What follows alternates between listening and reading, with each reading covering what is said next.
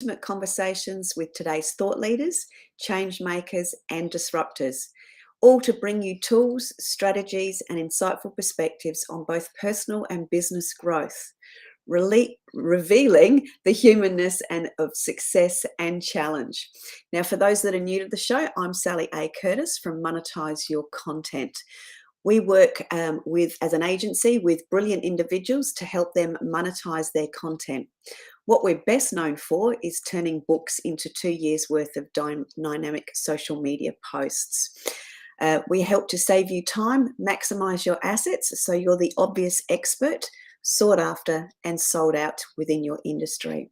And I'm excited today about the topic that we have to share with you. We're going to be talking about making podcasting human. So how to build relationships and communities with Jürgen Strauss of 𝗍𝗶𝗴𝗵𝘁, and I will tell you a little bit about Jürgen as well. Now, he is a podcaster, a podcasting coach, and a podcasting strategist. He's also a speaker, a marketing strategist who also works with thought leaders to build sustainable visibility, credibility, and those meaningful connections so you can really attract your dream clients. Now, he has held over 550 conversations on his 𝗍𝗶𝗴𝗵𝘁 podcast with incredible, outstanding entrepreneurs worldwide. And he's developed the 𝗍𝗶𝗴𝗵𝘁 flywheel system so you can use podcasting to grow any business. Now, he has a philosophy to make marketing and podcasting human again and to nurture those relationships. He's an avid photographer, public speaker, and cyclist. So please help me welcome to the show, Jürgen. Good morning. Good morning, Sally. Thank you for that introduction. And it's a pleasure to be with you here on the Success Secrets Revealed show. That's almost as hard to say as in 𝗍𝗶𝗴𝗵𝘁. Yeah, we were getting tongue-tied. It makes it interesting and keeps it human, which I love. Yes. So thank you. No, fantastic to have you here, and the importance of that, that connection and that humanization, I think, is something that everybody's very much looking forward to and is intrigued again by, and is much needed in the marketplace. So I'm super excited to be able to share your wisdom today. So thank you for joining us. I did want to ask you if you could share a little bit about your backstory of what brought you to here, to podcasting, and to this humanized connection aspect as well. Yeah. Well, it's a fascinating story, and kind of reflecting back, it sounds as though it was very strategically planned, but of course it sort of went a very circuitous route. I had a corporate career of about 27 years. Of that, 23 years was in various jobs that involved a lot of international travel, working closely with clients. So we were in a B2B industry, working closely with our clients in different countries. And as a result of that, one of the things I always learned, even though I'm actually an introvert, and probably in those days was even stronger introverted or even shy, I realized very quickly that I was quite skilled at building relationships with people, very simply because I was curious. I was curious to find out how do you do things in this country? What's the food like? What are some of the cultural things, habits and so on that are involved? And so beyond just the work, I was curious to learn about the people and their culture. Yeah. And as a result, I started getting invited to people's homes when I'd go there on business. And I realized that those relationships were actually really valuable. After the 27 years, when I was made redundant, and I decided it was time to start doing something for myself, I realized that building those relationships, because I didn't have relationships in the circles then that my business was operating in, which was the small business arena. So I had relationships with lots of people in big corporations. And so I went back to starting to build those relationships on the foundation of what I'd learned in the past. And I knew that they were so critical to my success. And when I cold called people, which in those days it was still a lot of cold calling, it was very difficult. And yet if I spoke to somebody that I'd met and I'd had a referral to, or there was a relationship of some sort, it all of a sudden became so much easier. So again, I was on this journey of focusing on those relationships. And a lot of it then came back to, so we were doing a lot of work around marketing and building websites and so on. And a lot of that again was focused on, it's nice to have a website. It's nice to have a brochure. It's nice to put information out there, but how are you going to connect with the people you want to connect to? First of all, who is it that you want to connect to, and how are you going to connect with those? So that was the focus of the business. At some point, one of my mentors suggested I should start a podcast as a marketing exercise for myself and a positioning exercise to position myself as a thought leader in this space. And immediately it dawned on me that I have these relationships with these people internationally in large companies, in very senior positions, many of them owners of very large companies or CEOs of these very large companies. And they were doing some magical things. I knew that because I'd worked with them on some of that stuff. And so I thought, well, that's my first set of guests. And I reached out to many of them, and the first 20 or 25 episodes of the podcast, it turned out, were those people. And of course, those conversations were magical. What I didn't realize and didn't understand until sort of about 50 episodes in, well, first, there was two things I learned very early on. The first one was that the people I'd spoken to who I knew, they said, oh, you should talk to so-and-so. He or she would make a really great guest on your show. I'll introduce you. And then all of a sudden I met somebody else who was really awesome because they'd been referred by somebody I knew and had a relationship with. And I had another brilliant guest to speak with on the podcast. And so I started asking that question, who else should I speak with? And that grew my network really quickly. And I thought, this is a brilliant networking tool. The second thing I learned, and this took me about the 50 episodes going in, with those new people that I met, I would very carefully research them, learn about them because I didn't know them, very carefully script an outline of an episode and questions that I would ask, and put in a lot of effort up front. And then I found that many of those episodes early on were quite stilted because I was so focused on my script and okay, what's my next question, that I forgot to listen carefully and forgot to trust my own instincts and say, well, I'm just having a conversation. And if the person says something, I'll respond to that rather than looking at my script. And as I say, sort of around about the 50 episodes, it dawned on me, hang on, these conversations I'm having with the people I have relationships with that I know are so much better than these other ones with the people that I haven't met before. What's different? And so I thought, okay, ditch the script, just have a few, do the research, but have a few bullet points about what I'm going to talk about, and then let the conversation flow wherever it flows, and just focus on listening and guiding the conversation. The second thing I also did was I won't bring people on cold to the podcast. I will have a quick chat with them beforehand, which is just a casual chat. Let's get to know one another. That gives both of us the opportunity to understand, how do we operate? What's our style when we get on this conversation? And then, of course, we can co-create an outline for what should we talk about on our episode. Oh, So brilliant. that's, yeah, so that all came together, and it just kept evolving there in terms of a networking tool and building the relationships. And then I thought, well, what if I've built the relationship?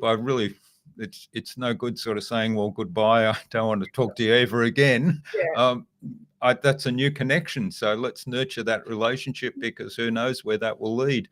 And so I've recently built a whole community platform around those podcast guests where they can get together, and I've run events where they can get together and connect with one another, and that's led to all kinds of opportunities for people.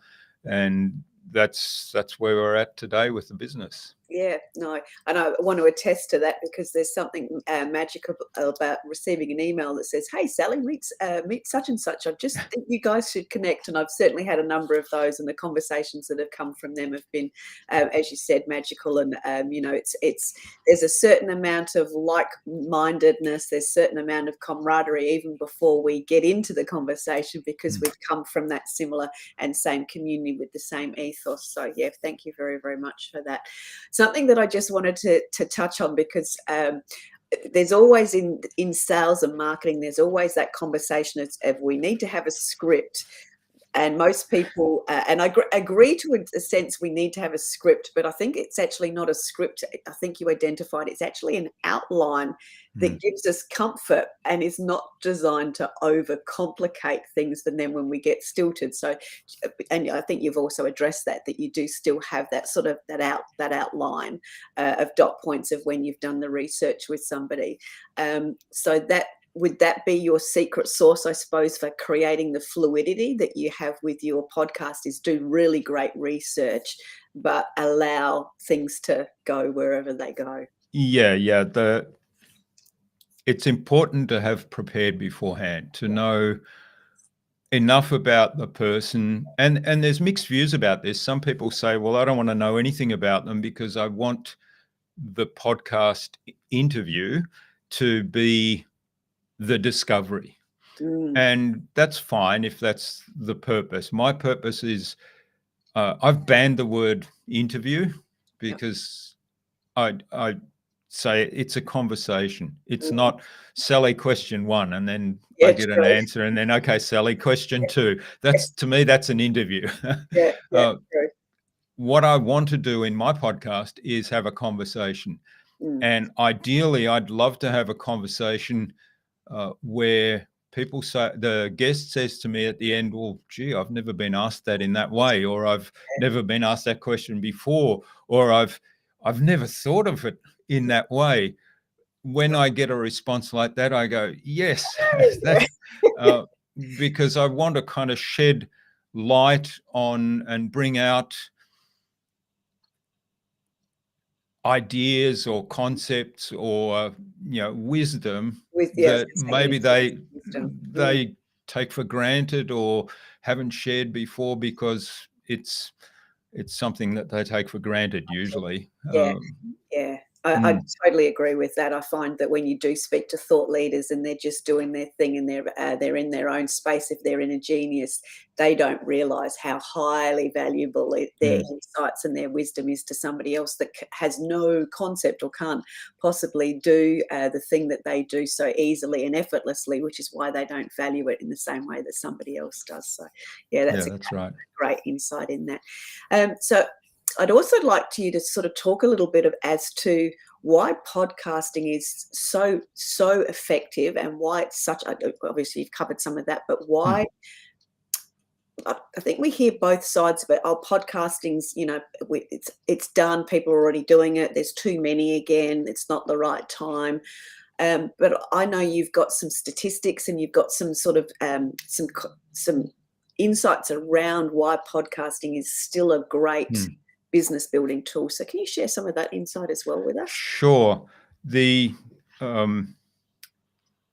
a famous saying, and I'm not sure who to attribute this to. I think it might be Confucius, or it goes back to the Chinese, that says the best time to plant a tree was 20 years ago and the next best time is today. So I think that applies to podcasting as well. The best time to have started a podcast would have been around about 2001, maybe a little before that, but that would have been a great time.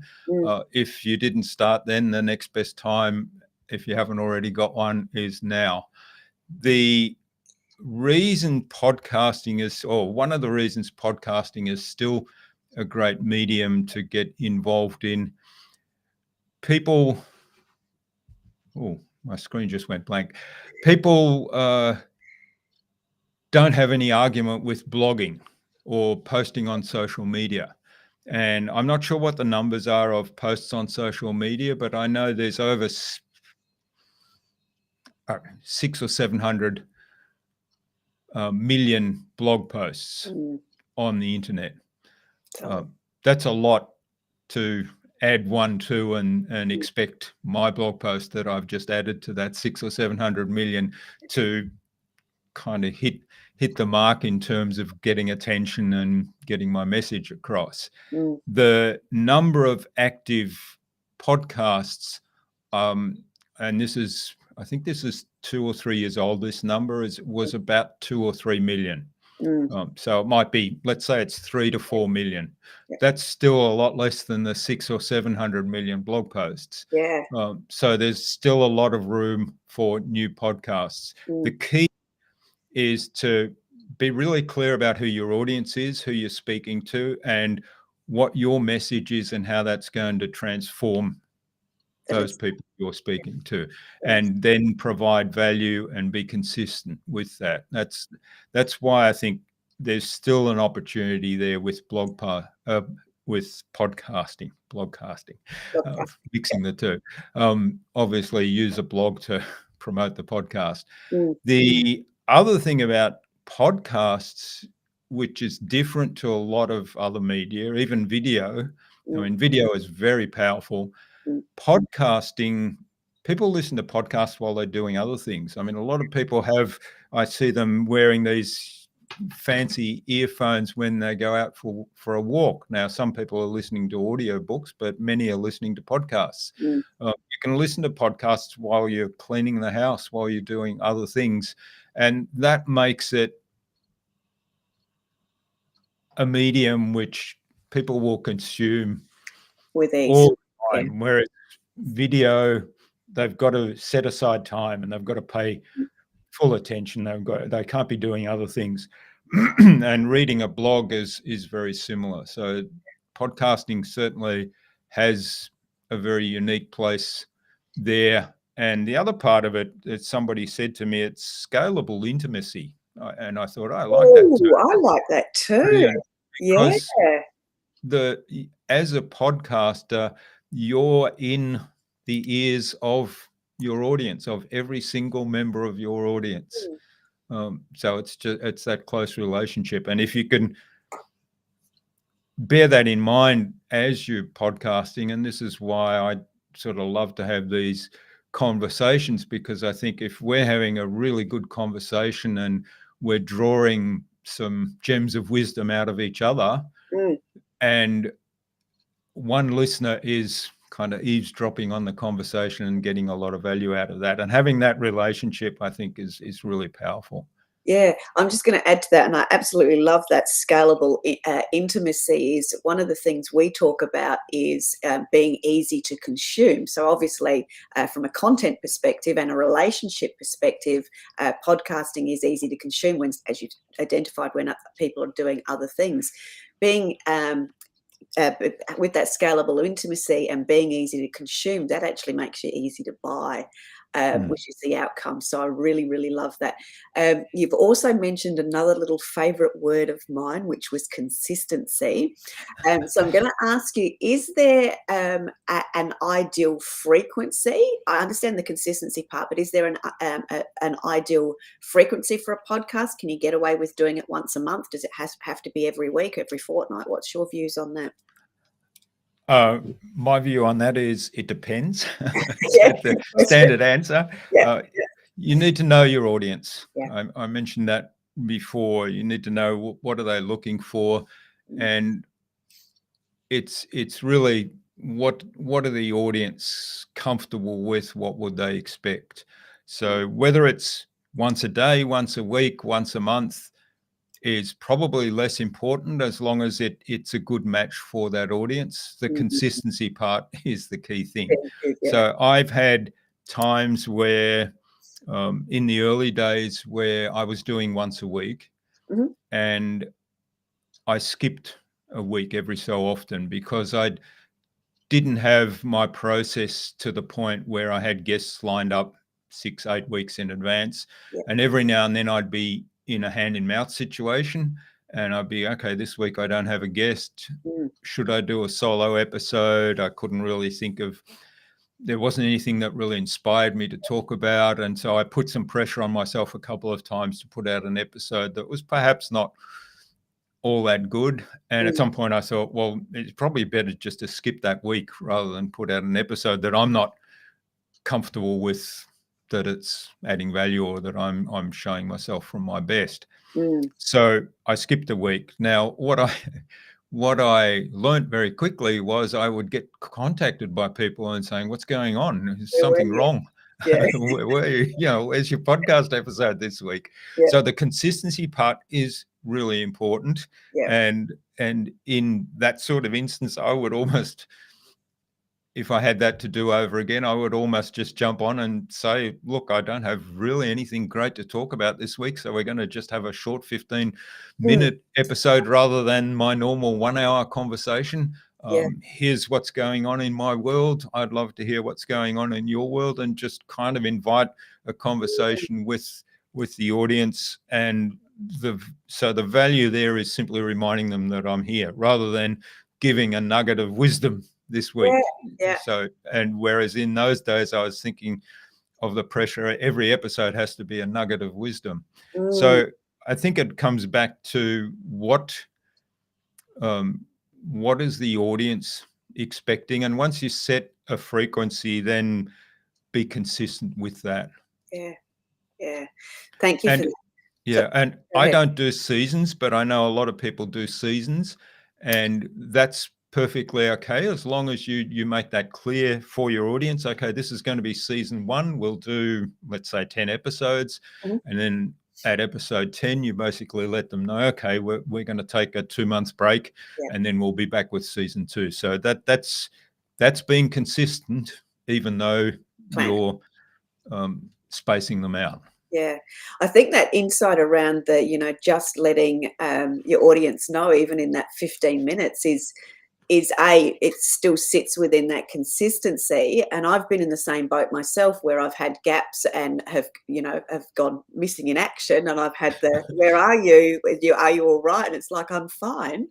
And all those sorts of things. But it is, people are looking to connect, and that's that scalable intimacy. That's the, I'm expecting to, have a quick session with you, and the ability to be able to, and I really get the pressure of the wisdom, on the spot wisdom, but that, just giving somebody an update. And again, if you're providing the update, your own curiosity as to what's been going on in your own world would actually trigger some of those own personal insights again. So I can imagine that would be, it would become fluid and would be highly valuable for your audience. So that's such a huge tip. Thank you. I really like that. Thank you. So let's, so we've been talking around that relationship piece. And we talked around the building of your network piece, which makes sense for somebody that's starting out, and they're wanting to do podcasting to grow their business, but they also want to build a community, so they've got people that are like-minded around them. Where do you suggest they start? That's a really good question. We all fall into it, but it's I would say, get very clear about who your audience is. Who's your ideal audience for the podcast, if that's the medium you're choosing? What's the ultimate outcome of the podcast? So is it to grow that network? And if so, who's the ideal member of that network? So get really clear about those two things. And then, so if you're looking to grow a network, are they going to be podcast guests? Are you going to have guests on the podcast, or is it just going to be you presenting information or sharing information. So there's a whole bunch of questions there to be really clear about. If, for example, as I do, my network is primarily built at the moment from my podcast guests, and the second stage of that will be to promote that to podcast listeners so that they get to join that network as well. Now, they pay for the privilege. The podcast guests are, they get complimentary membership as a thank you for coming on my show and adding value to my audience. Yeah, beautiful. So that's one way to go about it. And then the way to do it is if you're going to have guests on the show, have a list of guests that you'd like to start with. Look at, say, the first 10, invite them on and just get started. Yeah. And like I say, in my first days, so the ones that I had really good relationships with were just natural conversations and were good. Some of those episodes were like the first 3 or 4 episodes were as good, maybe not as good as now, but pretty close. Yeah. And then others where I didn't know the guests were pretty ordinary, but that was all part of the journey. So don't be too concerned by that. What I would say in what I've learned from those early days, don't aim for, don't try and get Michael E. Gerber or Seth Godin on the first episode. Yeah. Aim for people you already know. Yeah. Yeah. And they don't have to have a high profile. They don't have to be famous, world famous. They don't have to be, multi-millionaire entrepreneurs. If they've got some interesting story to tell, they have value to add to your audience. And just look at, again, who the audience is. Is that person's story a fit, or how can I, as the host, draw out that story, guide that conversation down a path that's going to add value to my audience? And then if you have people that that's going to make it so much easier for those conversations, and then just build from there. Yeah, beautiful. And I'm glad you touched on the way in which you've built your community, because we do have that going across the bottom of our ticker, which is your InnovaBiz flywheel. So can you explain a little bit about, I know you just touched on it, but just explain a little bit about that for the audience so they can jump on and join. Sure. As well. So I call this the flywheel because it's kind of the metaphor for my podcasting community, which has been like a flywheel. Yep. The community, what we're doing is bringing together all the podcast guests, and we're launching now the paid membership for podcast listeners. So what the paid membership will give those members is access to all the podcast guests. So let's say they listen to you, Sally, on a podcast, and I think, wow, that was fantastic. I'd really like to learn more from Sally. So they have the opportunity there to connect with you directly and start a one-on-one conversation, and that could lead anywhere for both parties.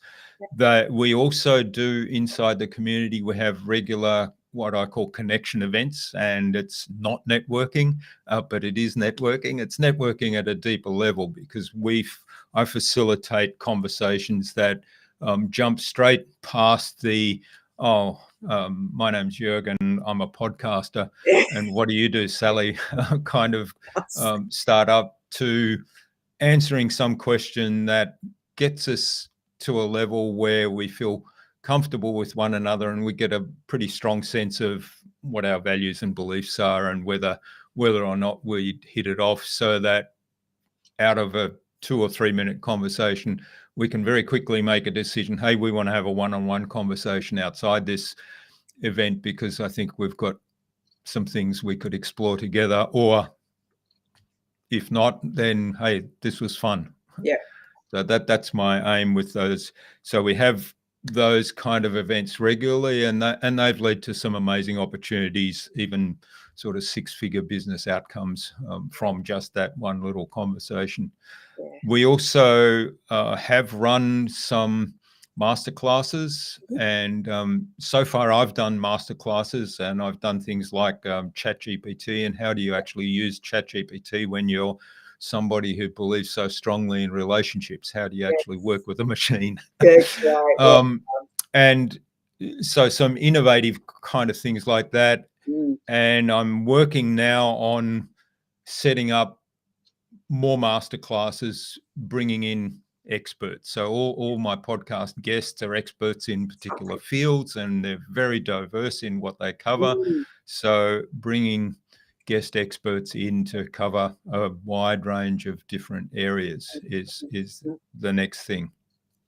That's great, and that's certainly the vibe and the feel from the little experience that I've had within there. Is that very mumuch that deeper connection, the connecting over values, and sort of exploring, what's next and how can we help each other.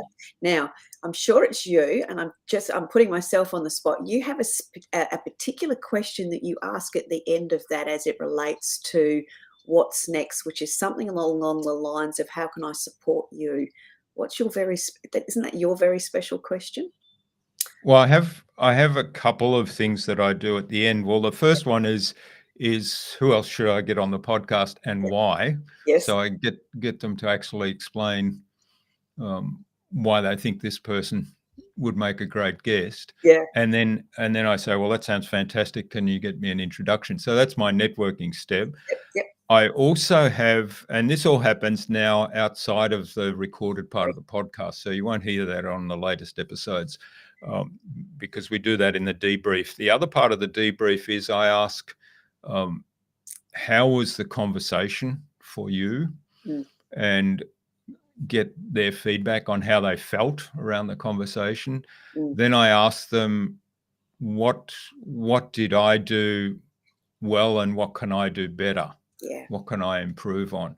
And I've gotten some quite amazing feedback there. I've gotten feedback that's pointed out things I've done well, which I wasn't aware of. Where people have said, you did this really well and you did that really well. Oh, okay. I wasn't actually conscious of doing those things. So that, of course, helps me, because I know just sort of keep doing that kind of stuff. And I've also gotten feedback that said, hey, this didn't work so well, or I was a bit caught off guard by that line of questioning, or what else? Because they're sort of transactional ones.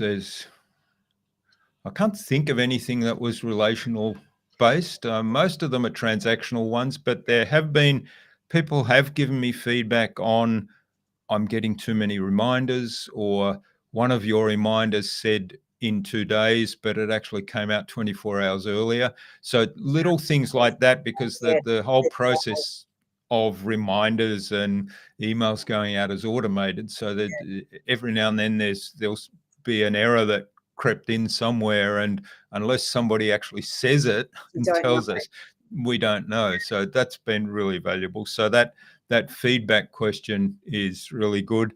And then the other thing, I usually follow up the who else should I get on the show? Is there somebody in my network that I can introduce you to? So I usually ask that, and I usually follow that up with, is there something I can help you with? Now, I think there's another question, and I can't remember whether you and I had it, and this is why I'm chuckling, because this to me is one of your inner genius elements, and I reckon this comes out of the conversations I've had when you've connected me with other people, and that is that you often ask, and they have got into the habit of asking, because each of them have asked me this, and that is, how can I contribute to what you're doing? Okay, yeah. It is one of yours, isn't it? Yeah. I put that in my list of questions that I suggest. Yeah, and it is a good one, because what I said a few moments ago is, how can I help you? But nobody needs help. True. Yeah. Nobody needs to be rescued. Yeah. But they're all doing something, right? So framing the question in terms of, well, how can I contribute to what you're doing? Is so much more powerful than how can I help you, I guess. Yeah. Yeah. So yeah, I know that was a little bit cheeky, and that was coming in intuitively. There's a question that everyone says that Jürgen asks, and as I said, probably I reckon at least 75% of the connections, the connection conversations I've had through your community, they've all asked that question because, and they all attribute it to you. So that's fantastic feedback. Yeah, Love it. Yeah, I wanted to really share that. And I think the other thing that I really loved in that, when we just went down that conversation, was that you've actually asked. So many people don't ask. Full stop. Don't ask for the sale. Don't ask for the connection. Don't ask how they can help. Don't ask for feedback. And as we've just experienced, there's so much gold in asking. So I think it's really great that you've shared, I suppose, the wisdom, but also the steps around that asking as to how to make things how to make our podcasts better for not only ourselves but our guests, but the whole experience. And you went end to end very, very quickly, but it was so it was so robust in what it actually said. So yeah, that was incredibly insightful. Thank you. One of the questions I was going to ask was also around building relationships, and we sort of touched on this a little bit, but I'm going to go see if we can drill it down to building relationships as it relates to and with the podcast listener. What do you, because you're so strong with relationship buildings, how would you suggest somebody that's starting out podcasting sort of understands how that needs to play out for them to really build that relationship with their listener? Yeah, that's a really good question. It starts with being really clear about two things, I guess, and I mentioned this earlier, is who's the audience. And I kind of, when I do strategy sessions, I say, who's your dream listener? Let's take one person, who's your dream listener, and let's really get to know them and understand them. And the second part of that, which is sort of integral, they're both equally important, is what's the purpose of my podcast? Because that kind of informs, if the purpose of my podcast is to generate leads directly from listeners and then take listeners on a journey that ultimately has them buying my product or service, that's one thing. If it's building an audience of listeners to come into my community, that's slightly different. So you need to know who are the listeners and what's the objective. So how do I guide them on that journey to that ultimate objective and make sure the dream listener is the one that really wants to go on that journey with you. So I think getting really clear about those things, the way I go about this is actually get people to visualize in your circle of business contacts or friends, think of the one person who would be your dream listener. And then why would they be your dream listener? What are the attributes that make them the dream listener? And then we build that profile. And so I have one for mine, and I call her, him, Podcast Pat. And I have this, I can't remember the abbreviations anymore off the top of my head. What would Pat do? So it's WWPD. We used to have that in the team. We used to say, and somebody would say, let's do this on the podcast. And somebody else would then just go WWPD. Or no, WWPW. That's right. What would Pat want? Rather than do. What will Pat want? So that's really the philosophy to bring to this, is having that understanding of the dream listener that you want to attract and say, well, what would that dream listener want from me? And if I deliver that, then you start to build that relationship. And of course, it means that you don't necessarily build a relationship with somebody else who's not the dream listener, but that's perfectly okay. Exactly. Yeah. And I think there's a distinct difference with what I'm hearing there. There's a connection. I'm going to call it a connection strategy with that relationship, because you know, what would Pat want? What would Pat want? And then there's the commercialization of that. And is there a meeting in the middle where they can actually meet in the middle? But you have to almost, tell me if I'm not hearing this quite correctly, but you almost have to work out what those two are, and then work out what the single strategy is that runs down the middle of building the relationships. What would Pat want? And if that is what Pat wants, is there a way that there's a commercial relationship in there as well, and building it through that way? And I think the elegance of what I'm hearing in that is, it's not what I'm going to call tick and flick. Hey, you've listened to my podcast, buy something. You've listened to my podcast, buy something. It is that long-term relationship when the timing is right, and the understanding of each other, and the contribution of each other has reached a point where they go, right, well, actually now, Jürgen, I actually do need help with this. Because you've been building that relationship, not the which I love on social media. Hey, buy my this, buy my that. It's not, podcasting is not that type of relationship, and I think you've expressed that really, really well. Yeah, it's interesting, because if you flip it over, and I've just had this experience myself. I spent a lot of money yesterday on a big mentoring program for something I'm doing. And I have been in this person's community for 2 years. Yeah. I have been in one of their low-level training programs for that time. And I've been following their social media things and following their podcast. And it's taken me 2 years to get to the point on my particular customer journey of saying, okay, I'm ready now. It's time now. I have the money to invest in this, invest in myself, and invest in this program. So taking that experience, thinking, well, not everybody's going to jump in, particularly if it is a big ticket item, is going to jump in, look at all the information and say, yep, that's for me, and make a decision today, because they're on different journeys. So the idea that there's one customer journey for every customer is kind of a bit of a fallacy. Everybody is on their own particular customer journey. And if you map them out as kind of the hero's journey, everybody comes in at different places, and they transport themselves through that journey. They travel through that journey at different rates, and then other things come in their life that kind of derails the journey a bit, but they may come back to it later. So it is really important to have a pretty good understanding of of who the dream customer is and who the dream listener to the podcast is, where the intersection is in terms of your commercial offering and the podcast, and how you're going to lead them on that journey. Can I ask another question, just as it relates to the community that you're actually in? Because this is a thing that I'm curious about, and I often talk about this.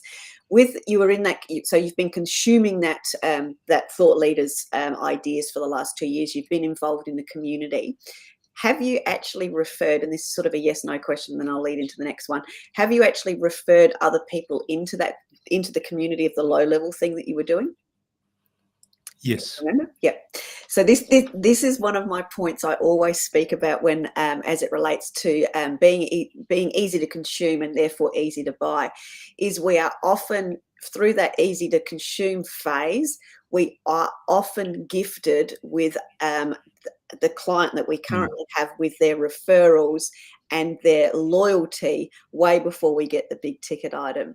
And that you've just sort of expressed that that's exactly what you've done. And I think that's such an important point that people miss is, you know, all of the referrals that come into your business whilst somebody's getting ready to consume, and purchase that big ticket item. So because from my point of view, the decision to say to somebody else, check this program out, is a much easier decision to make than the decision to spend a lot of money on the program, because to get to that decision, that's a different journey, again, a customer journey, and I've got to get to the point where, okay, now it's time, I've got the money, everything. Whereas telling somebody else, hey, check this out. If you're interested in this particular area, check these people out. I'm not forcing them to actually subscribe to their program or anything. All I'm pointing out is, here's some information you may not be aware of. And it's then up to them to embark on their own journey, which may be, I've checked it out, it's not for me. Correct. Or it may be, okay, I'll subscribe to their email list and see where that leads me. Go from there. And I think that, as you said, that's the beauty of relationships, of business development and networking, all tied into one. That's sort of the magic that all occurs through that, with all of those little referrals. We have sped through this. This has been such an awesome conversation. Thank you very, very much. Can I ask you to just also share with the audience the best ways in which they can connect with you, so they can reach out to you in their way, and best way too? Yeah, well, the best way is simply go to 𝗍𝗶𝗴𝗵𝘁, INNOVABIZ, or Z if you're in the US, .co, and that will lead you to my website, where you can visit the podcast. There's contact forms there. You can actually engage in a conversation with me through a little chatbot that comes up, but I personally respond to any comments in there. You'll see a video of me inviting questions, and I will respond to those questions. And if you are interested in the Flywheel Nation community and would like to find out more, go to innovabiz.co/flywheel, and you'll have all the information there. Beautiful. And that's actually currently going across the screen as well, for those that are watching it as we speak, and for those that are watching it later. So again, thank you so much for sharing your wisdom. It's been an absolute pleasure to deep dive into podcasting. So thank you very much for sharing with us today. Thanks for the conversation, Sally. I've really enjoyed this, and yeah, thanks for sharing your platform on Success Secrets Exposed. Thank you very much. Well, look, we look forward to seeing you on another episode of Success Secrets Exposed, and we'll see you again soon. Take care. Thank you. Bye. Bye.